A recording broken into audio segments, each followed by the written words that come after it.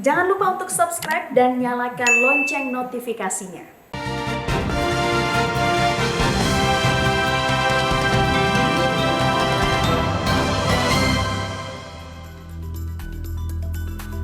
Selamat sore pemirsa, kami sudah menyiapkan rangkuman 3 peristiwa yang paling menyita perhatian dalam sepekan.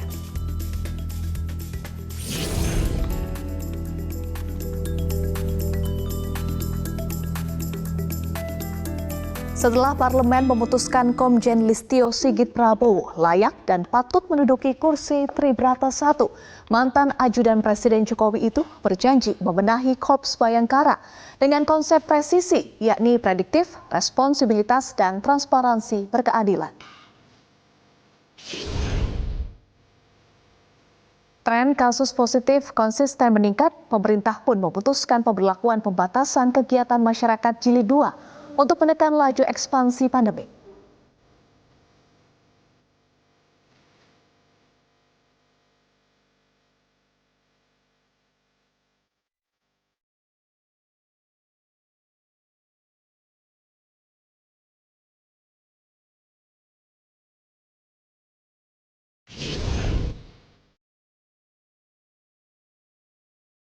Meredam polarisasi akibat Pilpres dan buntut terjadinya kerusuhan di Capitol Hill 2 pekan lalu, Presiden Amerika Serikat Joe Biden dalam pidato perdananya menyerukan persatuan.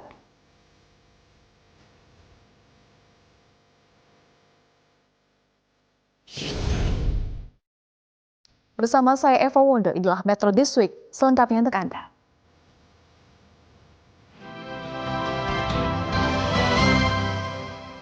Pemirsa belak-belakan menguliti institusinya sendiri di hadapan parlemen saat uji kelayakan dan kepatutan. Kapolri terpilih Komjen Listio Sigit Prabowo berjanji membenahi Korps Bayangkara.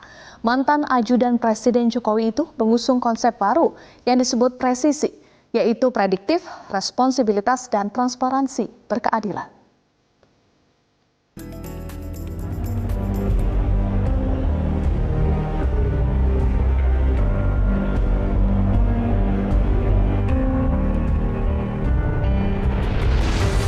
Solid, itulah citra yang ingin ditampilkan oleh pucuk pimpinan dan calon pucuk pimpinan Polri.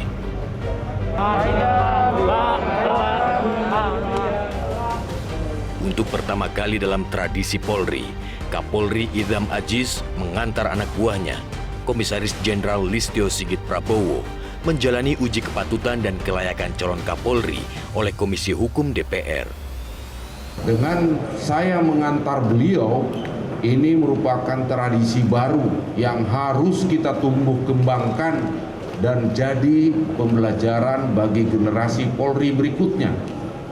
Sehingga di dalam internal solid. Di dalam ruang sidang, citra internal Polri yang solid kembali ditampilkan Komjen Listio dengan menyebut sejumlah senior hingga junior yang mendampinginya. Mohon izin Bapak, yang hadir mendampingi kami ini susunannya adalah urutan senior Pak, mulai dari 87, 88, 89, 90, kami sendiri 91 berserta leteng kami dan adik-adik kami Pak. Jadi mohon izin kami melaporkan bahwa saat ini Polri solid Pak.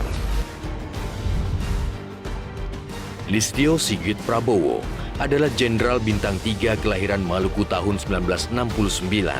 Lulusan Akpol Angkatan 1991 ini menyalip 4 angkatan untuk menduduki kursi Tribrata I.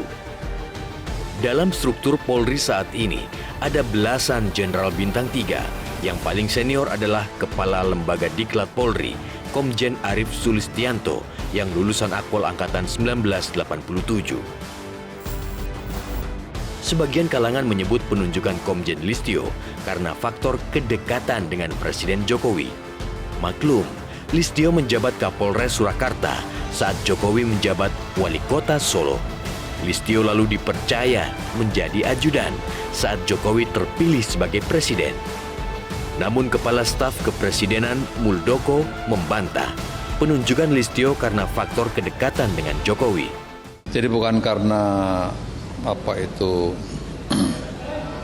macam-macam ya. Jangan diartikan macam-macam, tapi seorang pimpinan puncak itu memiliki tanggung jawab yang luar biasa. Kalau dia memiliki tanggung jawab yang luar biasa, maka mereka juga harus mempunyai kemampuan yang luar biasa. Kursi yang akan diduduki Komjen Listio bukanlah kursi empuk, namun kursi panas. Jargon profesional, modern, dan terpercaya yang diusung Polri tengah tercoreng sejumlah kasus.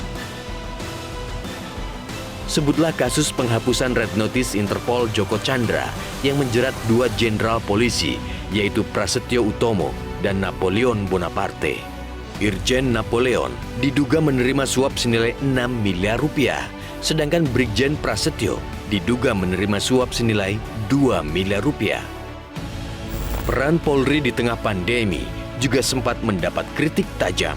Pasalnya, terjadi sejumlah kasus pelanggaran protokol kesehatan yang melibatkan massa hingga ribuan orang.